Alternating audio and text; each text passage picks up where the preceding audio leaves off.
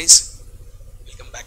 Now we are going to start with the marathon revision session of Ind AS 16 property, plant and equipment. It's a very lengthy topic and we are going to have a rapid revision for this particular chapter. तो सबसे पहले sir property plant and equipment में हम क्या क्या सीखेंगे। तो सबसे पहले हम कवर करेंगे the definition of property plant and equipment followed by the recognition criteria, measurement principles जिसमें इनिशियल सब्सिक्वेंट दोनों कवर कर दिया जाएगा, डेप्रीसिएशन, सब्सिक्वेंट के अंदर revaluation, retirement, disposal, disclosures, all these points are covered under this particular topic. तो चलिए start करते हैं टॉपिक को सबसे पहले with the definition of PPE. तो सर पीपीई क्या होता है? सर पीपीई असेट है non monetary nature. Non monetary means neither receivable nor payable, right? Now which can be used in the process of production, use in the provision of services, या तो फिर given on rental basis. ना guys please remember, अगर आप rental basis पे land and building देते हो तो फिर आप लोगों का Ind AS 40 investment property apply होता है। But apart from land and building, like आप लोग कोई मशीनरी, फर्नीचर, गाड़ी, कार वगैरह रेंट पर देते हो तो in that case Ind AS 16 ही अप्लाई होता है, और else you are using it for your own administration purpose तो भी आपका इंड AS 16 ही अप्लाई होता है। तो प्लस एक और इम्पॉर्टेंट पॉइंट है कि उसको आप 1 साल से ज्यादा यूज करना चाहिए अपने बिजनेस में। तो चलिए यहाँ से आगे बढ़ते हैं towards the next point, scope. तो स्कोप के अंदर सर जो एक्सक्लूजन्स है वो अपने लिए ज्यादा इंपॉर्टेंट है। So what are excluded? Sir investment property already covered under Ind AS 40, non current assets held for sale 105 में कवर्ड है, wasting assets that is right for exploration and extraction of minerals and natural gas, coal वगैरह वो सब end AS 106, but unfortunately 106 अपने syllabus में नहीं है।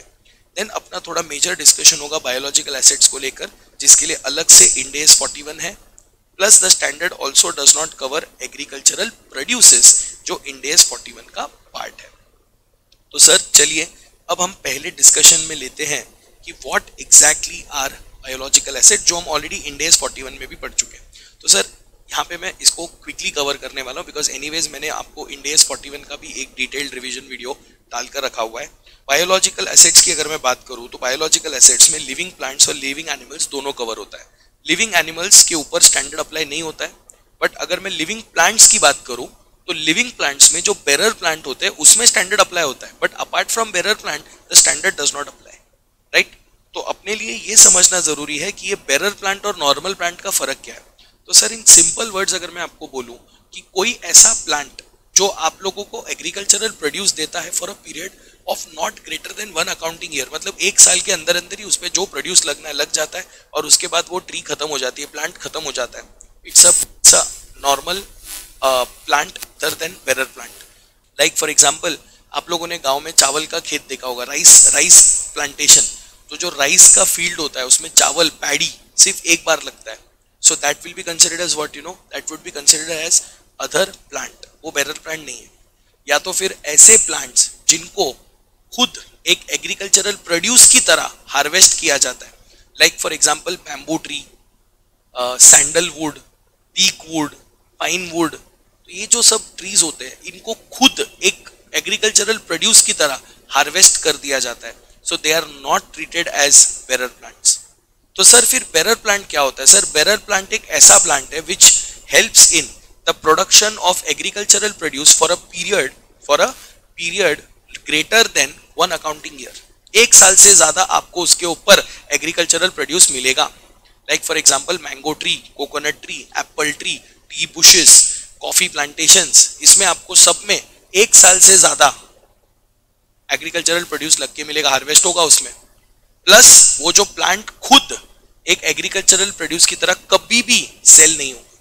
क्या आपने कभी देखा है किसी को आम का पेड़ बेचते हुए? सर मेरा ये 20 साल पुराना आम का पेड़ है, ये बेचना है मेरे को। सर ये देखो कोकोनट का झाड़ है, ये बेचना है मेरे को। तो ऐसा नहीं होता है सर, करेक्ट? तो हम उसको as an agricultural produce harvest नहीं करते। So that is basically bearer plant, और बेरर प्लांट के ऊपर इंड AS 16 अप्लाई होता है।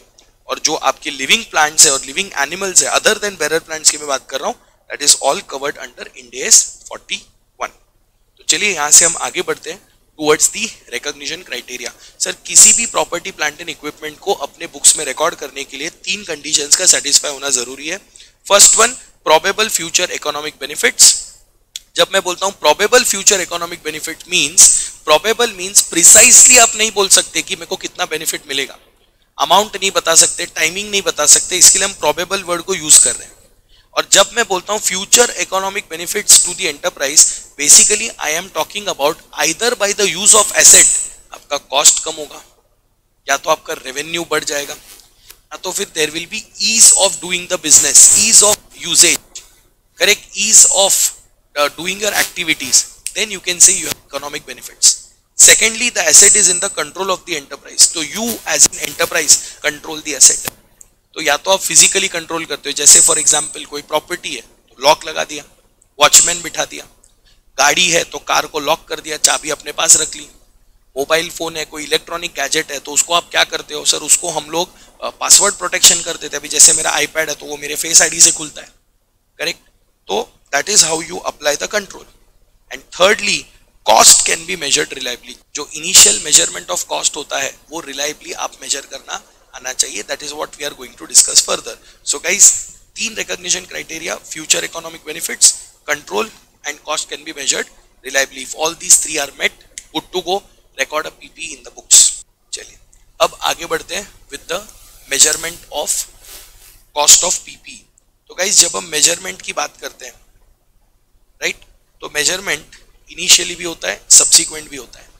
Initial measurement is always on the date of acquisition and always at the original और historical cost, but on the other hand subsequent measurement is always done on the balance sheet date. Subsequent measurement कब होता है, balance sheet date पर होता है, और आपके पास दो ऑप्शंस होते हैं उसमें, either you can go for the cost model और you can go for the revaluation approach, right, the call will be yours. तो व्हाटएवर पॉलिसी और कंपनी हैज मेड कि whether they want to stick to cost approach or they want to stick to the revaluation approach, ये आपको follow करना है।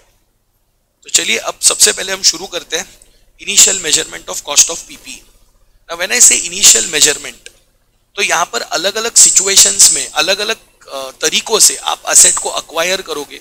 इन every situation what should be the cost of the asset, that is what we people are trying to work out.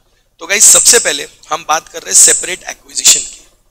अलग से आप एक asset market से purchase कर रहे हो, तो गाइस इसमें तीन चीजों का ध्यान देना है। Purchase cost, cost directly attributable to bring the asset to the present condition and location, which we call it as directly attributable cost, and thirdly present value of estimated dismantling cost, site restoration, decommissioning cost etcetera. तो ये तीनों को जब आप जोड़ते हो तो आप लोग को मिल जाता है कॉस्ट ऑफ पीपी, राइट। तो सर इसमें क्या क्या पॉइंट्स आता है, सबसे पहले अगर हम परचेज कॉस्ट की बात करें तो सर अब स्टैंडर्ड जो अपन ने इंड AS 2 में भी पढ़ा हुआ है, and this is a very common way of calculating the purchase cost.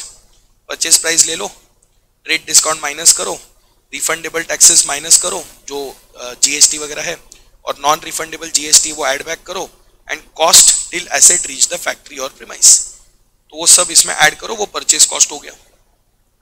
फिर एक बार परचेज कॉस्ट आ गया, उसके बाद उसका installation, site preparation, professional fees, testing, trial run, inspection etcetera, ये सब डायरेक्टली एट्रीब्यूटेबल कॉस्ट है, वो भी उसमें जोड़ दो।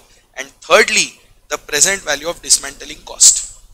Now sir if you have installed the asset today, you also have an obligation to dismantle the same. तो जो डिसमेंटलिंग है वो आज से 10, 15, 20 साल के बाद होगा, तो फ्यूचर वैल्यू है उसको प्रेजेंट वैल्यू में कन्वर्ट करो, और आज उसका जो प्रेजेंट वैल्यू है वो एसेट को कैपिटलाइज करो और सामने प्रोविजन खड़ा करो।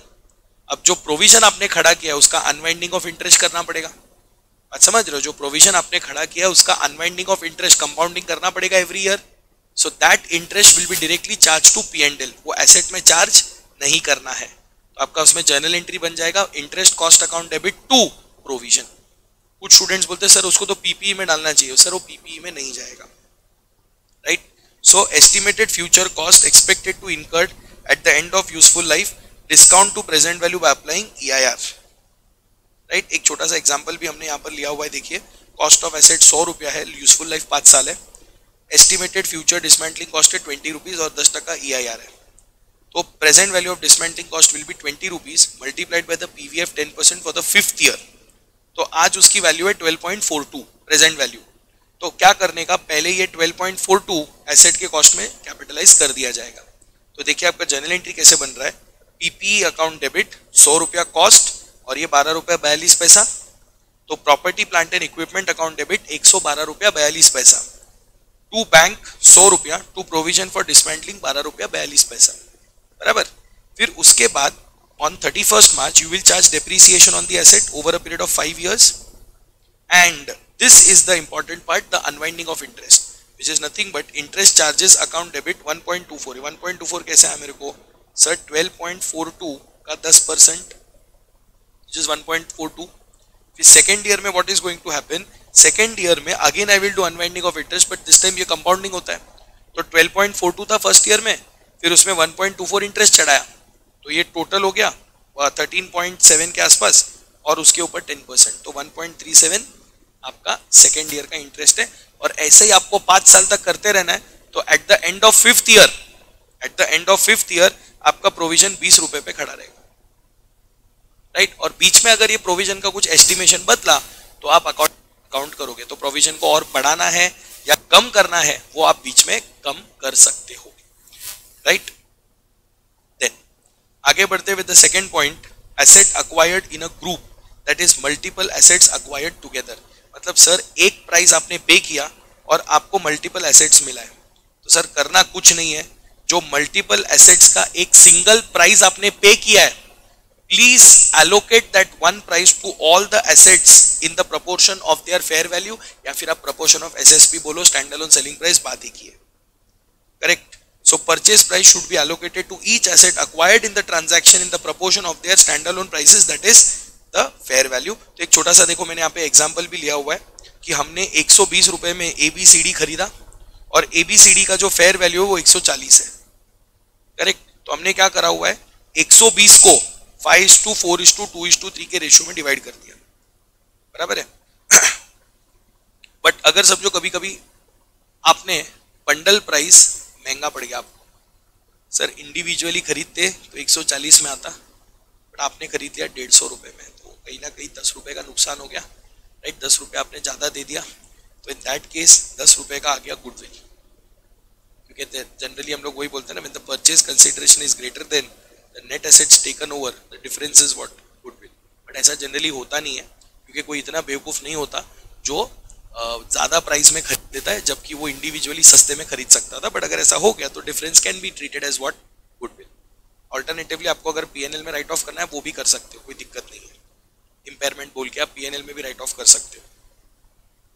चलिए अब आगे बढ़ते हैं towards the next point, exchange of assets. पुराना एसेट दो, नया एसेट लो, तो what is the cost of new asset? It is fair value of the asset given or fair value of the asset acquired, whichever is more clearly evident। और अगर दोनों fair values evident है तो always consider the fair value of the asset that you have given up, because that is the consideration that you have given। but sir इसमें एक important point है कि जब आप लोग ये exchange करते हो तो इसमें commercial substance का होना बहुत जरूरी होता है। commercial substance का मतलब आज जब मैं पुराना asset देकर नया asset ले रहा हूँ तो it will impact my cash flows, मेरे कैश फ्लो का टाइमिंग, मेरे कैश फ्लोज का अमाउंट पे इसका इम्पैक्ट आएगा। अगर ऐसा हो रहा है तो कमर्शियल सब्सटेंस अवेलेबल है, आप बिंदास फेयर वैल्यू पे अकाउंटिंग करो। बट अगर फेयर वैल्यू अवेलेबल नहीं है, सॉरी, या कमर्शियल सब्सटेंस अवेलेबल नहीं है, राइट, तो in that case the cost of the new asset will be WDV of the old asset plus or minus the money exchanged।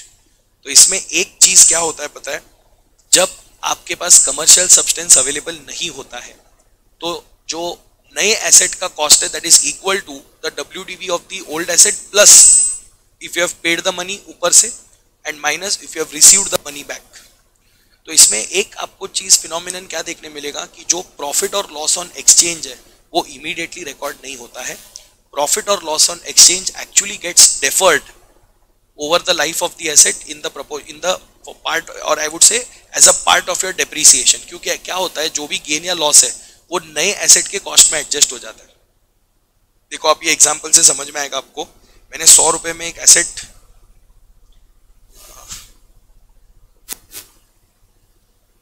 ठीक, fair value नए asset का 100 रुपया है और सर पुराने एसेट का WDV 40 रुपया है, तो हम लोग ने पुराना एसेट दिया और नया एसेट लिया और ऊपर से 70 रुपया पे किया। तो इसका मतलब सर 100 का एसेट है, हमने 70 रुपीज कैश पे किया और ओल्ड एसेट दिया, तो ओल्ड एसेट को अपने को खाली 30 रुपीज ही मिला है, तो 10 रुपया लॉस ऑन एक्सचेंज है। तो अगर फेयर वैल्यू अवेलेबल है तो हम एंट्री कैसे पास करेंगे? न्यू एसेट अकाउंट डेबिट 100 रुपया, टू कैश 70 रुपया, टू ओल्ड एसेट 30 रुपया, और लॉस ऑफ एक्सचेंज 10 हुआ, तो लॉस ऑफ एक्सचेंज देखो अलग से रिकॉर्ड हो गया, loss on exchange account debit 10, to old asset 10। क्यों? क्योंकि कमर्शियल सब्सटेंस था अवेलेबल, तो loss on exchange immediately record हो गया। But now what if the commercial substance is not available? तो कमर्शियल सब्सटेंस अगर अवेलेबल नहीं होता है तो इन दैट केस आपका लॉस अलग से रिकॉर्ड नहीं होगा। देखिए, अगर कमर्शियल सब्सटेंस नहीं है तो what will be the cost of new asset? WDV of the old which is 40 plus ऊपर से कितना पैसा दिया सर? 70 रुपया दिया ऊपर से, तो it is becoming how much? 110। तो देखो सर, 100 रुपए की एसेट रिकॉर्ड 110 पे हो गई, मतलब 10 रुपया ज्यादा दिख रहा है वैल्यू। वो 10 रुपया ज्यादा क्या है? That is the loss on exchange. तो अब आप लोग डेप्री 110 पे चार्ज करोगे, बट पहले वाले केस में आप डेप्री 100 पे कर रहे हो, तो मतलब यहाँ पे आपका जो डेप्री का अमाउंट है वो ज्यादा आएगा। मींस इन शॉर्ट जो 10 रुपए का लॉस है that will get deferred in the form of depreciation. आपकी जर्नल एंट्री हो जाएगी यहाँ पे, new asset account debit 110, to cash account 70, to old asset 40। This is how you are going to pass the entry, right? So ये याद रखना है, commercial substance वाला पॉइंट थोड़ा सा exam point of view important हो सकता है। चलिए अब बात करते हैं self constructed asset and bearer plant. अगर आप खुद अपना एसेट कंस्ट्रक्ट करवा रहे हो या फिर आप खुद अपने बेरर प्लांटेशंस करवा के ले रहे हो, जैसे मैंगो का पूरा फार्म लगा रहे हो, 500-600 पेड़ हमने लगाए, तो ऐसे केस में उसका कॉस्टिंग कैसे निकलेगा? तो सर पहले तो इंक्लूजन्स को समझना है, उसके बाद हम एक्सक्लूजन्स की बात करेंगे।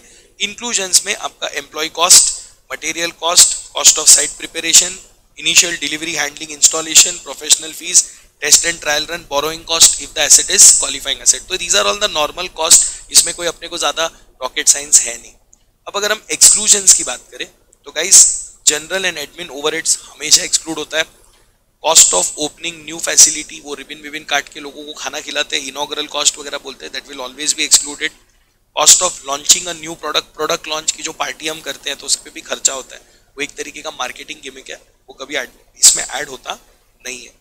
Operating losses, cost of relocating the asset, cost of failed trial runs, these are all excluded, means these are all debited to P&L account.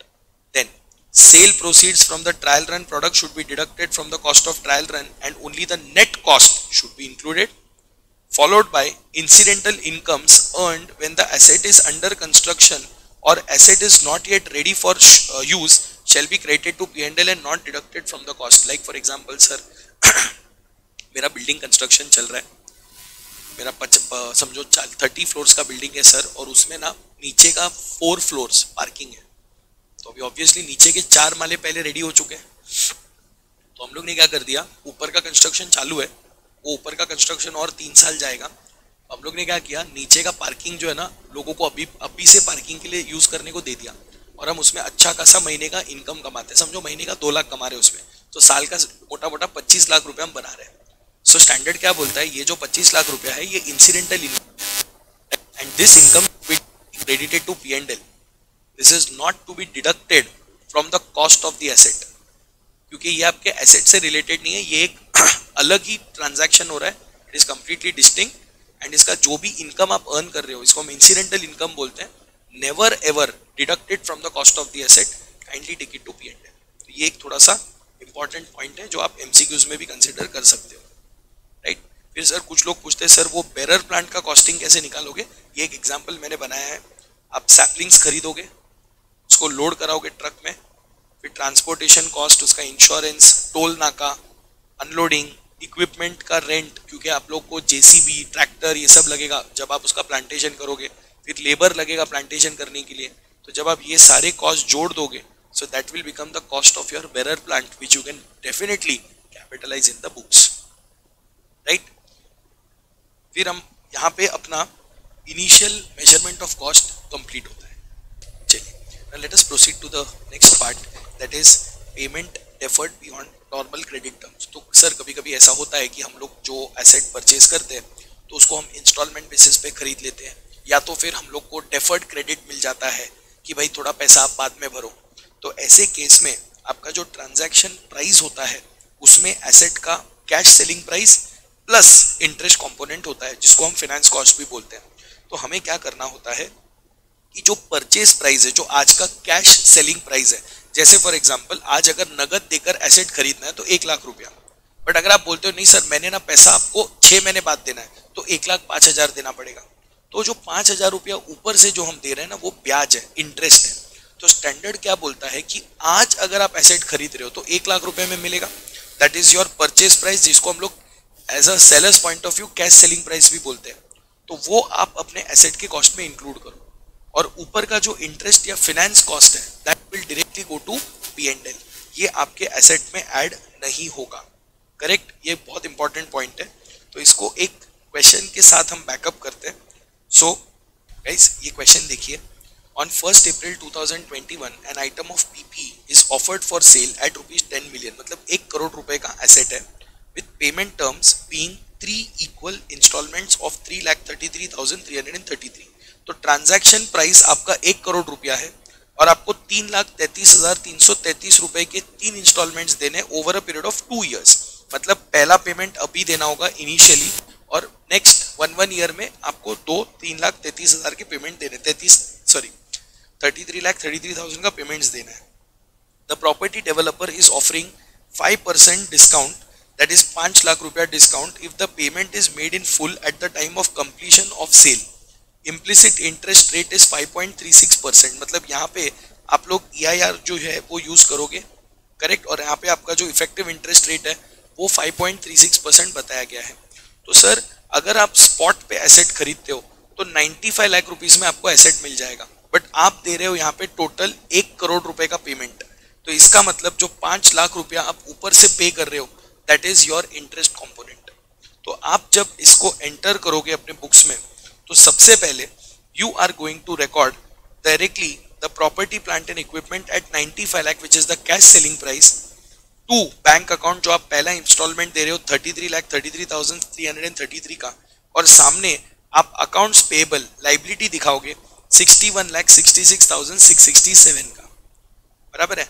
अब क्या होगा कि सर एक्चुअली आप पे करोगे 66,66,667 और यहाँ पे आपने पेएबल रिकॉर्ड किया हुआ है 61,66,000, मतलब एग्जैक्टली इन दोनों में आपको 5 लाख रुपए का डिफरेंस मिलेगा which is nothing but your finance cost. तो करेंगे क्या सर, आज हमने लाइबिलिटी को प्रेजेंट वैल्यू पे रिकॉर्ड किया 61,66,000, इसमें आपको बस इंटरेस्ट चढ़ाना है और इंस्टॉलमेंट पे करना है। तो बेसिकली जो अमॉर्टाइज कॉस्ट करते हो वही लॉजिक यहाँ पे आपको लगाना है। सो अगला 31 मार्च 2022 को आप क्या करोगे, यहाँ पे इंटरेस्ट चढ़ाओगे which will be nothing but 61,66,667 into 5.36%। So आप कैलकुलेट भी करके देखिए 61,66,667 इंटू 5.36%, 3,30,533 इंटरेस्ट हो गया, बराबर है। आप पेमेंट कर रहे हो 33,33,000, तो ये हो गया सर आपका balancing figure, BF balancing figure, बराबर है। अब नेक्स्ट ईयर क्या होगा, जो इंटरेस्ट आपका कैलकुलेट होगा वो 61,66,667, उसमें से आपका प्रिंसिपल एडजस्टमेंट हो गया 30,02,800, राइट, उसका 5.36%। तो 61,66,667 उसमें से 30,02,800 प्रिंसिपल एडजस्टमेंट गया, तो बचता है 31,63,867 इंटू 5.36%, 169,467। ये बैलेंसिंग फिगर लिया है क्योंकि वो मैच होना चाहिए। अपने को यहाँ पे 583 आंसर आ रहा है, तो लगभग 70-80 रुपए का जो डिफरेंस है वो बैलेंसिंग फिगर राउंडिंग ऑफ की वजह से है, क्योंकि यहाँ पर क्या होगा, मेरे को 31,63,000 पेएबल में एडजस्ट करना है, पेमेंट मेरे को मालूम है, तो this has to be the balancing figure. तो this time the interest is balancing figure and then you will make the payment. यहाँ पे इन्होंने पूरा अमोर्टाइजेशन शेड्यूल वगैरह भी बनाया हुआ है, बट एग्जाम में आप इसको स्किप कर सकते हो और आप अपने हिसाब से जो है वो कैलकुलेशन कर सकते हो डायरेक्टली कैलकुलेटर्स पर। चलिए अब आगे बढ़ते हैं towards the subsequent measurement on the balance sheet date. तो गाइस दो ऑप्शंस है आपके पास, either you can go for cost approach और you can go for the revaluation approach. Cost approach में टेक्निकली आपको कुछ भी नहीं करना है, because already you are carrying your asset at cost, right. उसमें से सिर्फ आपको अपना depre and impairment if any minus करना है, you will arrive at your carrying value. Then on the other hand अगर आप रीवैल्यूएशन अप्रोच करते हो if you go for revaluation approach तो आपको थोड़ा सा मेहनत है. So let us now discuss about revaluation approach. अब रीवैल्यूएशन में एक चीज आपको यहाँ पे देखने मिलेगा कि जो आपका कॉस्ट है एसेट का वो बदल चुका है विद द रीवैल्यूड अमाउंट और the fair value of the asset, और उसमें से आप अब माइनस करोगे subsequent accumulated depreciation and subsequent accumulated impairment. तो सब्सीक्वेंट क्यों? क्योंकि सर जो पुराना वाला डेप्रिसिएशन है, पुराना वाला इंपेयरमेंट है, उसको हम ऑलरेडी एडजस्ट या राइट ऑफ कर चुके हैं. तो let us now understand in detail the revaluation principle. चलिए शुरू करते हैं रीवैल्यूएशन अप्रोच से. तो गाइस सबसे पहले रीवैल्यूएशन जो है वो पूरे क्लास ऑफ एसेट पे किया जाएगा. इंडिविजुअल एसेट पे हम कभी रीवैल्यूएशन करते नहीं है, राइट. क्लास ऑफ एसेट का मतलब हो गया कि अगर फॉर एग्जांपल बिल्डिंग है, तो अगर आपके पास 4 बिल्डिंग है तो चारों बिल्डिंग का रीवैल्यूएशन साथ में होगा. ऐसा नहीं होगा कि एक बिल्डिंग को मैंने कॉस्ट मॉडल पे रखा और बाकी के 3 को मैंने रीवैल्यूएशन मॉडल पे रखा, वो अलाउड नहीं है. All the buildings should be either at cost model or should be at the revaluation model. Secondly, revaluation should always be at fair value and the fair value will be determined as per Ind AS 113. तो sir इसको account करते कैसा है? तो guys आपको already you are aware about the fact कि revaluation जो है उसको अकाउंट करने के 2 मेथड्स है अपने पास. You can either go for elimination method और you can go for gross restatement method.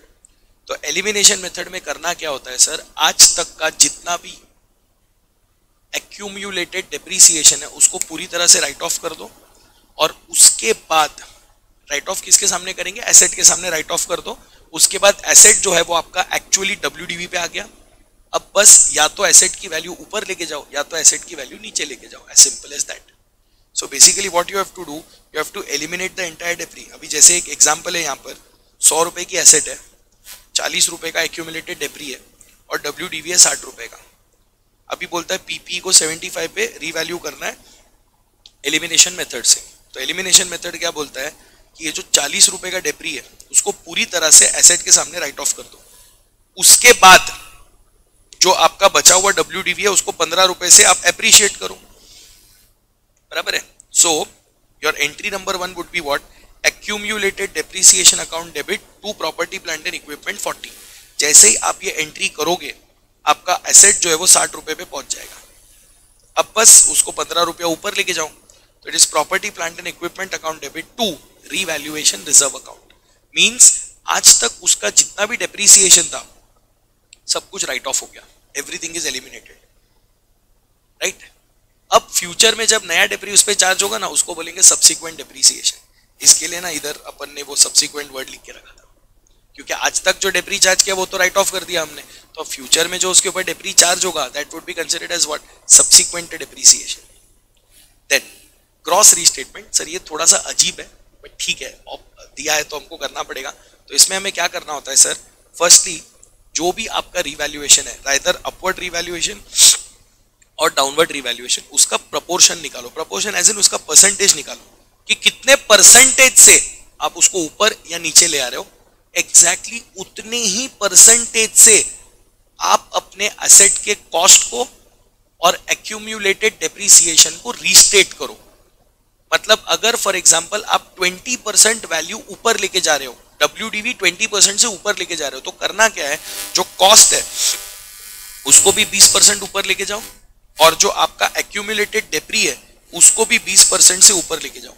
तो गाइस जब आप कॉस्ट और डेप्री दोनों को 20-20% ऊपर लेके जाओगे तो उन दोनों का जो डिफरेंस होगा वो भी तो 20% ऊपर ही जाएगा ना, जो ओरिजिनल डिफरेंस है उससे, राइट.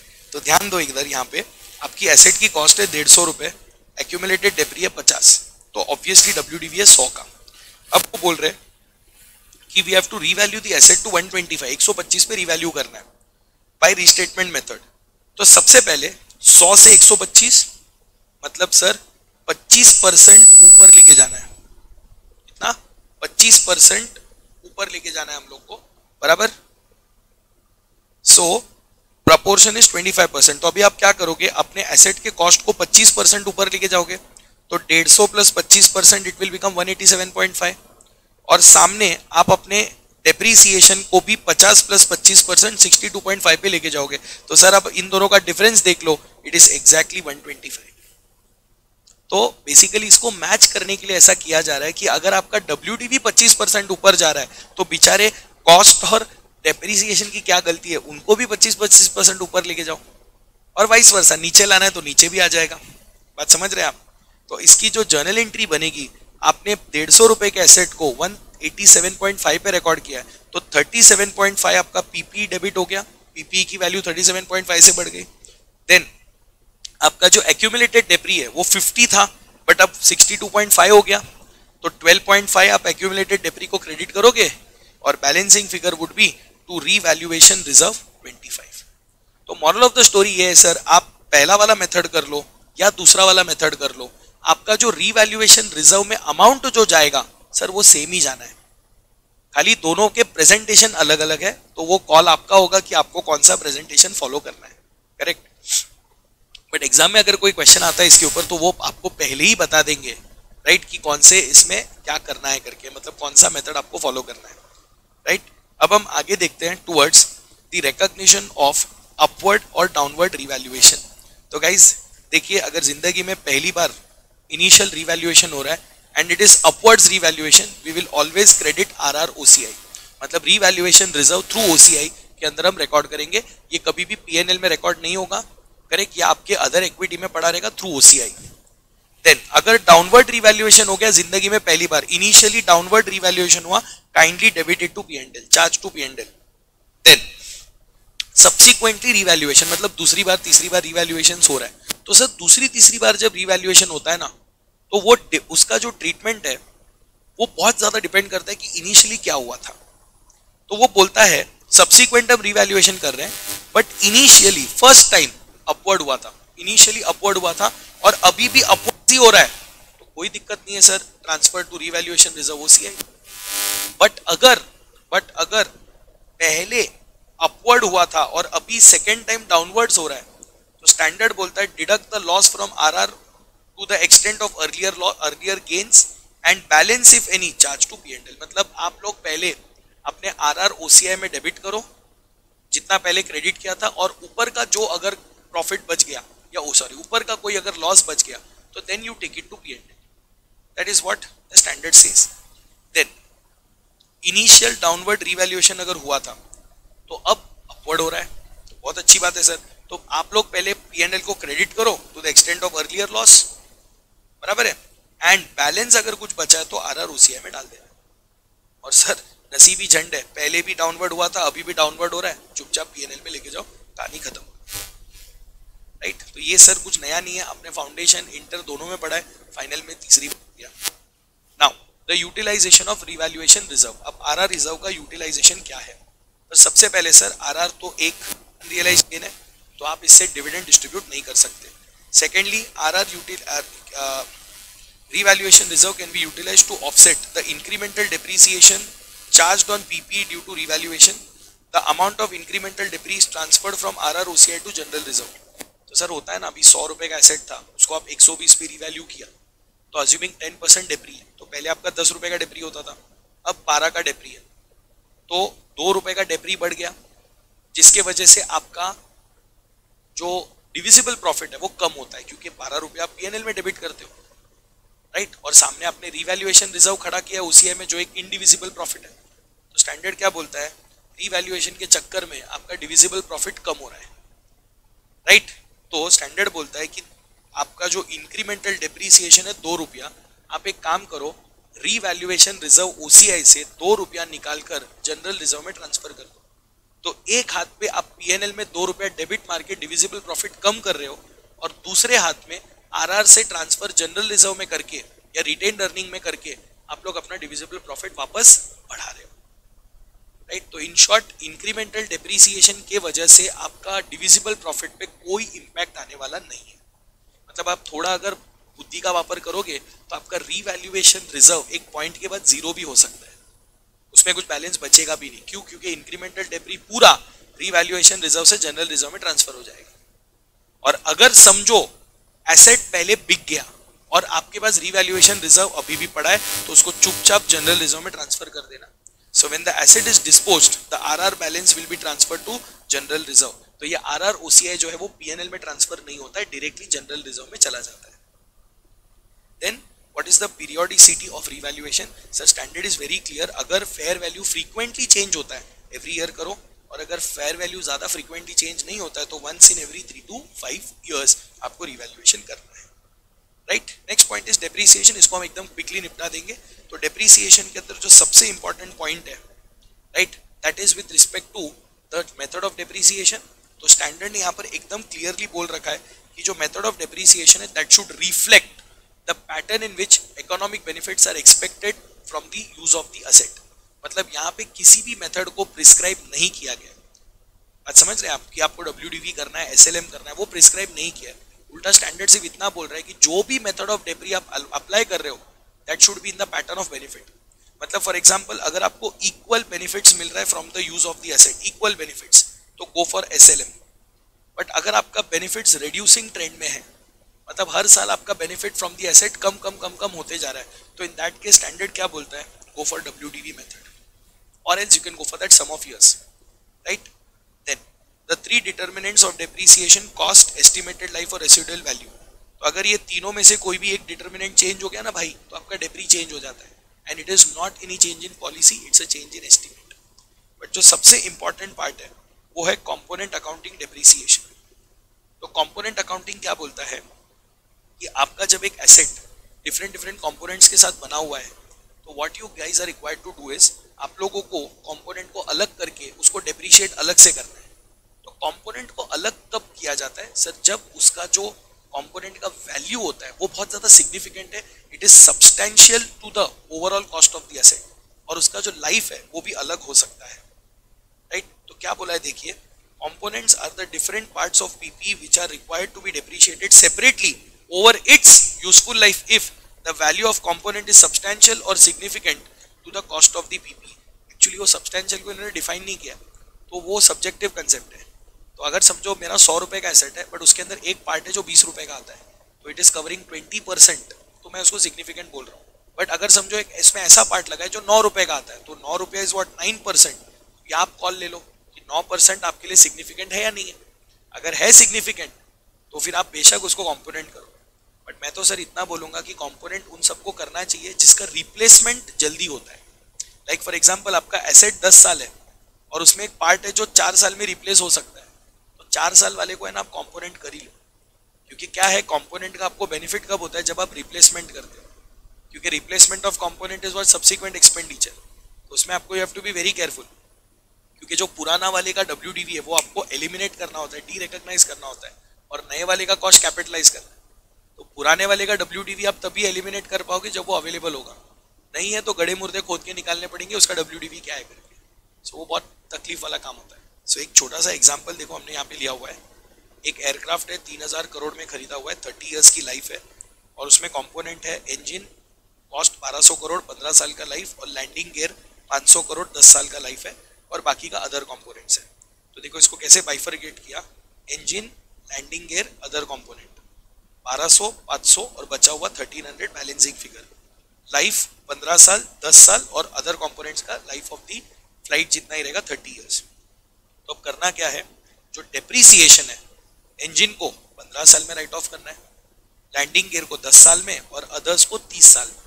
तो अगर आप ऐसे करते हो तो आपका डेप्रीसिएशन आता है 173.33 टोटल, ठीक है। बट अगर आप इसमें कंपोनेंट करते ही नहीं हो तो आप क्या करोगे, सीधा सीधा 3000 करोड़ को 300 में डिवाइड 30 में डिवाइड करोगे और आपको 100 रुपए का डेप्री आएगा। तो आप देख सकते हैं कितना डिफरेंस है डेप्री में। मतलब ज्यादा ट्रू एंड फेयर व्यू 173 है, क्योंकि जब आपको मालूम है कि आपका लैंडिंग गियर 10 साल ही चलेगा और इंजन 15 साल ही चलेगा, तो सर उसको 30 इयर्स में डिप्रिशिएट करना कहीं ना कहीं ट्रू एंड फेयर नहीं होता है। तो सर ये जो कंपोनेंट पार्ट है ये हम आगे भी एलैबोरेट करेंगे थोड़ा सा डिटेल में जब हम रिप्लेसमेंट ऑफ कंपोनेंट पे जाएंगे आगे बढ़कर, राइट। तो चलिए फिलहाल आगे बढ़ते हैं with the next point, that is commencement of depre. Depre कब स्टार्ट करने का, when the asset is ready for its intended use. आप डेप्रिसिएशन स्टार्ट करो, एक्चुअल में उसको यूज करने को लिया that is not important, what is more important is you should start depreciation when the asset is ready for its intended use, correct?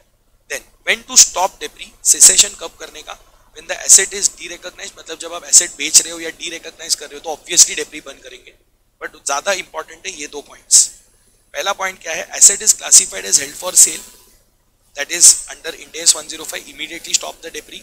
और secondly where the WDV has become less than or equal to the residual value, क्योंकि residual value को हम कभी depreciate करते नहीं है, right. So at earlier of these three you have to stop your depreciation. Then change in determinants of depre and method of depre. Guys मैंने अभी थोड़ी देर पहले आपको बताया there are three determinants, cost, residual value, useful life. तीनों में से अगर कुछ भी चेंज हुआ तो इसका सीधा इंपैक्ट पड़ेगा आपके डेब्री पर। Means you have to now revise the charge of depreciation by considering the revised determinants, बरोबर है। So what you guys have to understand कि as per Ind AS 8 it will be a change in accounting estimate, उसका एक prospective effect जाएगा with disclosures। Then on the other hand can I change the method of debris? बेशक method of depreciation can be changed only if there is a change in the pattern of economic benefits to be derived from the asset। अगर pattern change हुआ तो method of debris को उस pattern के हिसाब से change कर दो। तो सर ये एक चेंज इन पॉलिसी होगा? बिल्कुल नहीं, it is a change in accounting estimate as per Ind AS 8 and इसका प्रोस्पेक्टिव इफेक्ट जाएगा followed with disclosure. Guys let us discuss the next concept, that is almost the last part of the topic now, subsequent expenditure incurred on the property plant and equipment. Now when you are incurring subsequent expenditure means after the initial recognition अगर आप खर्चा कर रहे हो तो it can either with respect to general repairs and maintenance cost or it can be with respect to replacement of component। अगर general repairs and maintenance है तो such cost will always be charged to P&L, but on the other hand if there is replacement of components तो आपको ये देखना है कि significant component replace हो रहा है या फिर कोई immaterial छोटा मोटा part replace हो रहा है। अगर कोई छोटा मोटा immaterial part replace हो रहा है उसको P&L में डालो, खत्म करो। बट अगर कोई मटेरियल इंपॉर्टेंट पार्ट रिप्लेस हो रहा है जो ऑब्वियसली एसेट का जो फ्यूचर इकोनॉमिक बेनिफिट्स है उसको भी बढ़ा के दे सकता है, एफिशिएंसी बढ़ा के दे सकता है, ऐसे कंपोनेंट्स अगर आप चेंज करते हो तो इन दैट केस आपका अकाउंटिंग ट्रीटमेंट में दो चीजें आपको करनी होती है। First, WDV of the old component should be charged off to P&L and the cost of new component should be capitalised to the property plant and equipment. ये दो ट्रीटमेंट आपको करना होता है। तो उसके रिलेटेड कुछ एग्जांपल्स हमने बनाए हैं, ध्यान दीजिएगा। देखिए 100 रुपए का एसेट है, करेक्ट, उसके तीन कंपोनेंट्स है, कंपोनेंट A, B और अदर्स, 50, 30 और 20, और ये उसका लाइफ है 10, 5 एंड 10। तो अकॉर्डिंगली उसका डेप्रिसिएशन होगा। Component B is replaced at the end of 4th year with a new component costing 40 with a useful life of 6 years। Show the treatment of replacement and new structure of asset post the replacement. तो करना क्या है guys, 30 rupees का cost है, right, और अभी आप लोग हैं एंड ऑफ 4th ईयर में। तो पहले क्या करो, सभी कंपोनेंट्स में 4 साल का डेब्री लेस करके ले लेते हैं। तो कॉस्ट है -4 years का डेब्री। अब फर्स्ट ईयर का डेब्री का फिगर तो अवेलेबल है अपने पास, अब आपको 4 साल का डेब्री लेस करना है। You get a WDV of 30 rupees, 6 rupees and 12 rupees.